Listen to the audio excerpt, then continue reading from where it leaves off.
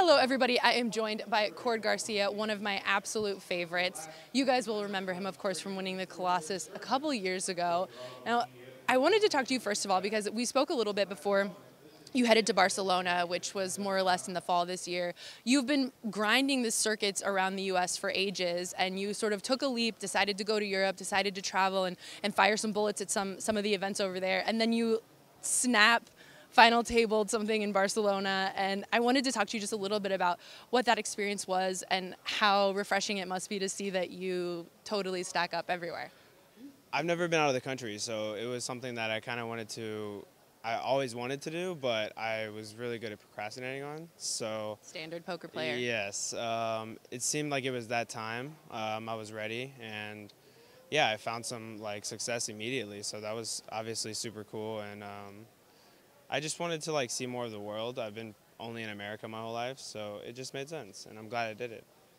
Well, I for one was surprised when I came last week. You know, the 10K Heads Up, the Heads Up Championship is always one of the most prestigious events. I think anybody who loves poker is always, looking at this event to see the cream of the crop rise to the top. And I was super excited to see you deep in this event. And, it's not something that I normally would say, oh yeah, Cord Garcia, heads up specialist in a 10K, that makes sense. So what's been going on with you? Is it did you just decide to fire this? Have you been working on your heads up game? I always wanted to play this one. 10K is obviously a lot, and when I was younger, it didn't make sense financially, and probably experience-wise too. But I played a ton of heads up sit and goes through my youth. Super comfortable, super confident heads up. When I get to the end of tournaments, I don't have many seconds on my Hendon, so I feel really confident heads up, and I always wanted to play this one, and yeah, it just felt like the time was right, and it was smooth. I won 5 matches. I lost the 6th in the semis, so I ended up taking the 3rd, 4th place tier, which was pretty good. I'm definitely content, but I also was really close to a bracelet again, so that part kind of hurt. And also, I got in the Thunderdome for the 2nd time, and I didn't close, so my success rate isn't 100% now. It's 50.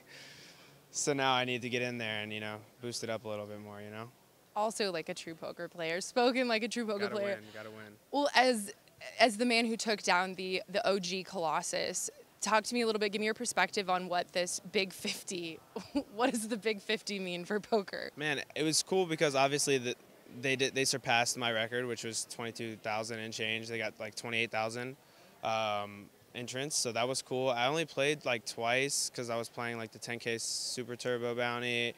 I was playing other things, and I just didn't want to invest too much time into that. But it's great. It's great for poker. We see that we can keep breaking records, which is cool. $500 buy-in, and you get 7 figures. How can you complain? It's great. It's definitely in my wheelhouse and in my price range, so I certainly am not going to complain. We got to get you in there. We got to. Well, speaking of, it seems like you're firing, like any great poker player, you're continuing to fire bigger and bigger tournaments. You're continuing to, I think the echelon of players and community that you're around just continues to get bigger and better. So what's kind of the next things on your horizon? What does your schedule look like for this summer? What are the next goals for Cord Garcia? I don't want to I don't know. I'm playing a lot. Playing everything that I think is good for me. Anything 10K and under. I'll probably play the 25K PLO.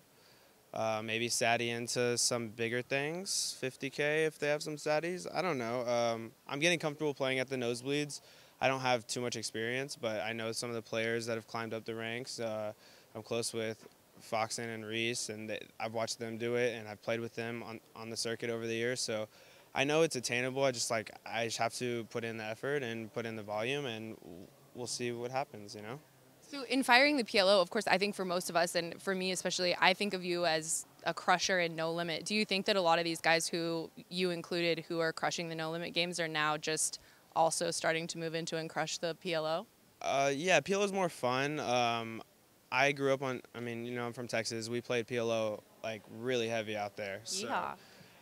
For me, it's kind of I'm super comfortable playing PLO. So the 25K is kind of in the same category for the 10K heads up for me. It's something that in the past didn't make financial sense, and now I feel like I'm comfortable enough to play at that level and confident. So let's let it rip. See, and you said you're living in LA now, which, because I would say for a lot of players, it's if you're in the US and you're not able to play PLO online, the WSOP is one of the only places used to be where you could find PLO games, but you find they're spreading them kind of now all over the place. Yeah, PLO is becoming more popular overall. That's super cool because I think it's a more fun game than No Limit all the time, every day, no matter what.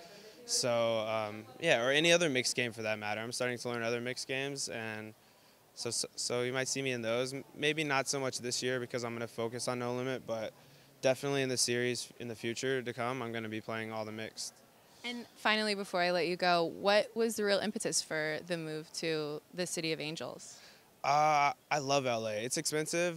There's a lot of people. There's no room, but it's great. It's somewhere where I always was happy when I went to travel. So it was a good lifestyle for me, and it just made sense for me. I've been in Texas my whole life. It's somewhere that I knew I liked. So Texas forever, just saying. I'm always a Texas boy, so let's not get that twisted. I'm gonna go back. I will probably end up having a house there one day, but for now, right now, finish out my 20s in LA and see what happens. It's close enough to Vegas, so we're glad to keep bringing him here. Well, I so appreciate you taking the time. I always am just relishing in your success. It's great to see you up here. Cord Garcia, I'm Sarah Herring. You guys are with us on PokerNews.com.